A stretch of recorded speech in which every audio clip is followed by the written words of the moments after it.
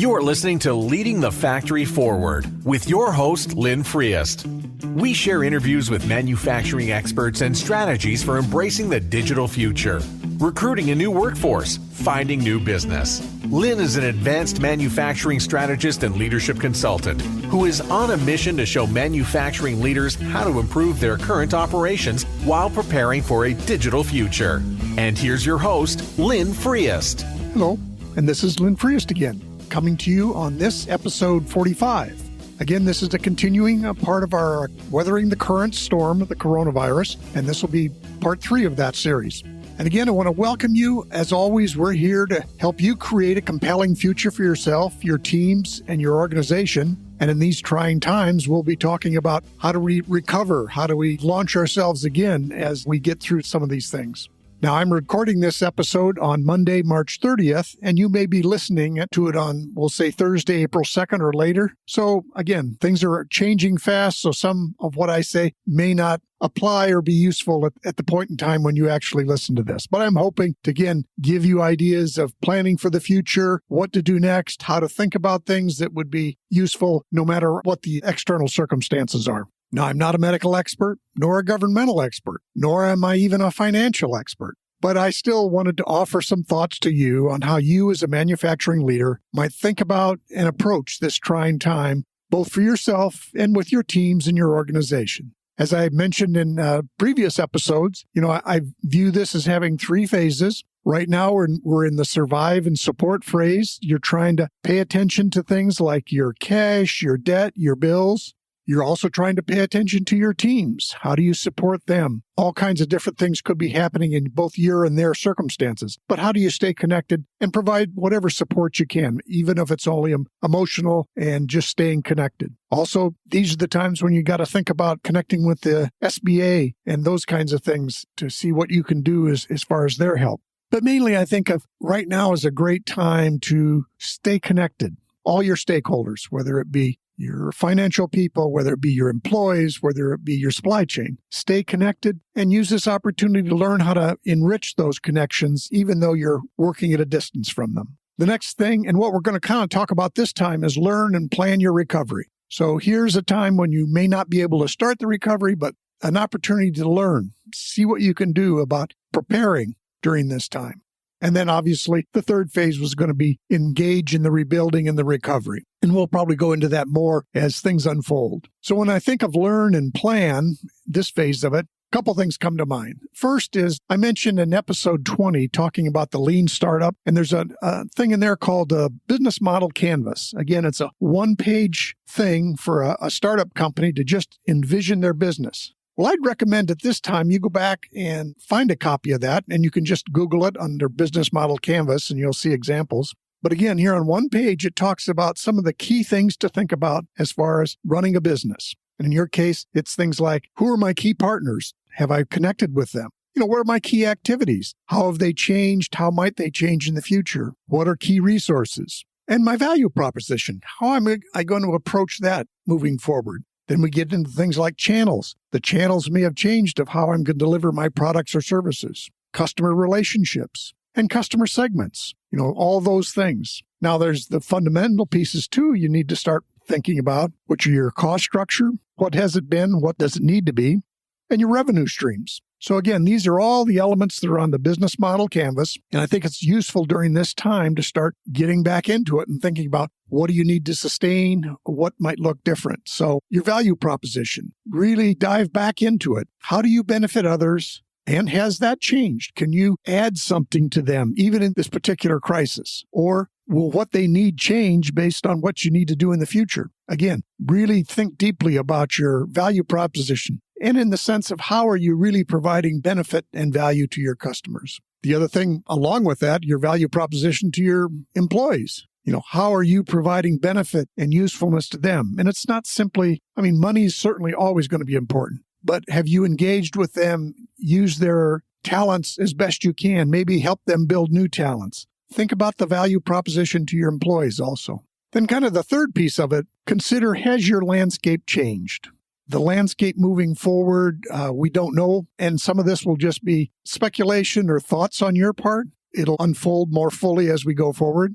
consider, has it changed? Whether it be in terms of the people that you have available, the skills that they need, your own skills. So you'll need to think about your supply chain and how has that changed? How do you want it to change in the future? And the final step, and I mentioned this earlier, is as you look forward now, who else do you need to connect with? Again, it may be somebody like the Small Business Administration, your local Chamber of Commerce, even other people who you've found that could be useful partners moving forward. So some of this is you just have to think about who else might you want to connect with as your business moves forward. So then again, in this creating some sort of a plan, and at this time it may be just a very rough framework, but think about what will you do? The current guidance ends at the 30th of April. So what might you be doing on the 1st of May? But recognizing it may be a month after that. But still, have an idea of how do you restart? What would you do in 3 months or even 6 months? And then consider each of your groups. What would you do to help your people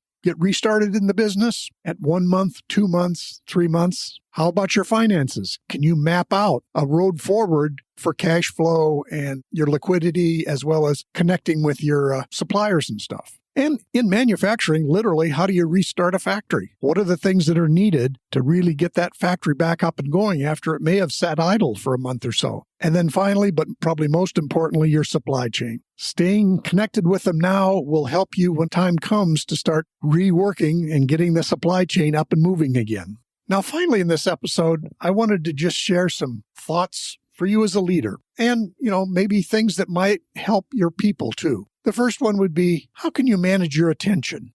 Certainly from my perspective, I found myself spending way too much time looking at news, and there's obviously in this fast-changing thing, there's always new news coming in, but I've come to find myself there's not that much really new news, or there's certainly not things that I can even act on. I can be concerned about and worried about, and even terrified about, but there's very little I can act on in some of the stuff coming through the news. So I think of managing your attention. And what I've tried to do is say, okay, I need to return to my routines of work. What are my key activities, knowing that I might be distracted or they may not work the way they used to, but what can I do to return to work, as it were? In some sense, and it may just be creating these plans or thinking about these plans. It may be, again, connecting with my teammates, connecting with other stakeholders, those kinds of things. But again, manage your attention. Then this is both a challenge and an opportunity to rethink your routines. On one hand, since you have habitual routines of how you go about your day and your work, you might want to try to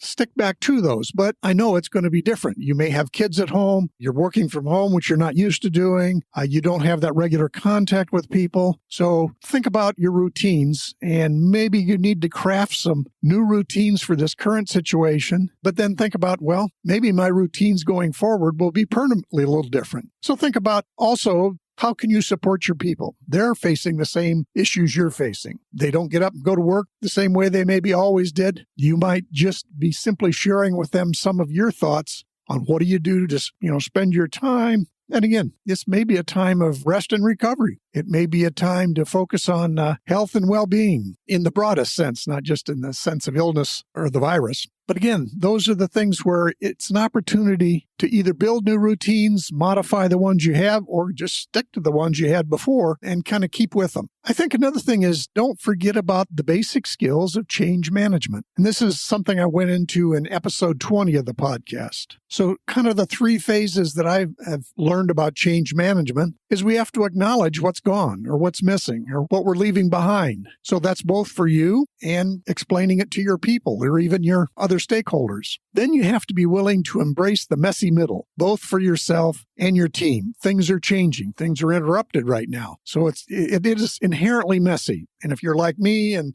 many others in manufacturing, we love process. We love things to run like clockwork. That's inherently difficult right now. So embrace this messy middle, recognize that things won't be following your historical processes, and see what you can do with them. But then the third phase is to engage with the recovery. And it may be a recovery needs new processes and new routines. But again, engage your own thinking and engage your people's thinking in, hey, here's what could come next. We may not have the final answer, and we may have to make it up as we go along, just as if we were starting a new business almost. So just think about, how do you engage in explaining to yourself first, but then also to your people, what's the future? And also your other stakeholders. Explain to them what might be the plan moving forward. So kind of remember, it's not just about losing in this crisis. It's also about preparing to recover and win. And I don't mean win in a sense of beating the other team or that. It's how do you become a useful and successful operation once again, which you've always been before. The future is coming anyway. You are going to make changes. This may just encourage some changes that you hadn't expected to make right away. But again, it's not just about what's gone wrong, but it's also what does this now make possible. So thank you for listening. Next in our series, we'll probably expand some more on these ideas depending on how things come. I've left the topic kind of open. As always, I encourage you to visit my website, download any PDFs at the bottom of the podcast episode, and you can use those as a tool to help capture notes or start your exploration of these concepts and ideas. And again, if you could, leave a comment on the iTunes or even website. It'd be great to hear from you as how you're managing these challenging times. Thanks for listening. Be well, be safe, and start working on tomorrow.